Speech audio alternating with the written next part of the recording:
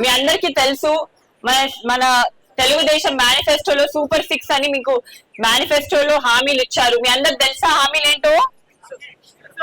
మహిళలు ఎంతమంది మహిళలు ఉన్నారు? చేతులెత్తండి. ప్రతి మహిళకి 1500 ప్రతి నెల ఇవ్వడం జరుగుతుంది. అదే కాకుండా ప్రతి మహిళ ఆర్టీసీ బస్ ట్రాన్స్పోర్ట్ ఉచితంగా వెళ్ళొచ్చు.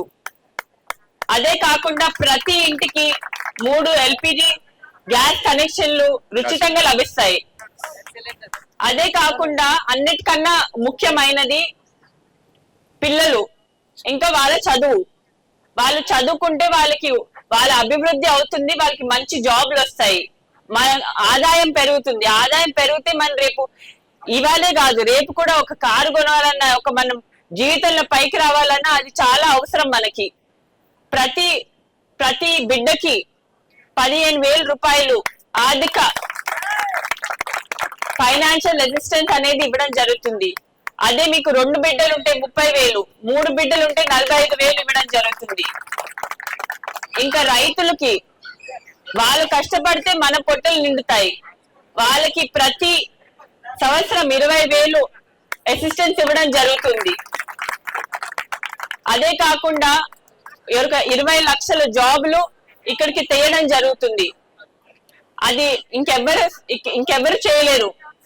చంద్రబాబు నాయుడు గారు హైదరాబాద్ లో చేశారు, మళ్ళీ ఇప్పుడు ఆంధ్రాలో చేసి మీకు చూపిస్తారు. మీ పిల్లలకి ఉద్యోగాలు వస్తాయి. ఉద్యోగం వచ్చే వరకు నిరుద్యోగులకి 3,000 రూపాయలు ప్రతి నెల ఇవ్వడం జరుగుతుంది. అదే కాకుండా పెన్షన్లు ఇప్పుడు 50 సంవత్సరాలు దాటిన వాళ్ళకి 3,000 నుంచి 4,000 ఇవ్వడం జరుగుతుంది. ఇంకా మన భరత్ గారి దగ్గరికి వస్తే ఇక్కడ 5 సంవత్సరాల నుంచి ఇక్కడే ఉంటున్నారు, మీతో ఉంటున్నారు. ఇక్కడ అన్ని కోనలు అన్ని తిరిగి మీ సమస్యలు ఏంటో తెలుసుకున్నారు. ఆయన మేనిఫెస్టోలో రాసుకున్నారు. ఇక్కడ మినిమం వైజాగ్ లో 1,00,000 జాబ్లు అయినా ఇక్కడ తీయాలని ఆయన హామీ ఇస్తున్నారు. అదే కాకుండా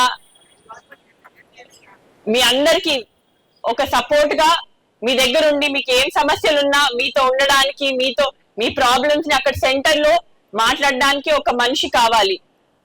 అలాంటి మనిషి, ఒక మంచి చదువుకున్న మనిషి, ఒక మంచి అవగాహన ఉన్న మనిషి అవసరం. భరత్ గారిని ఇంకా మళ్ళా ఎమ్మెల్యే లలిత కుమార్ గారిని మీరు ఓటు వేసి గెలిపిస్తారని నేను ఆశిస్తున్నాను.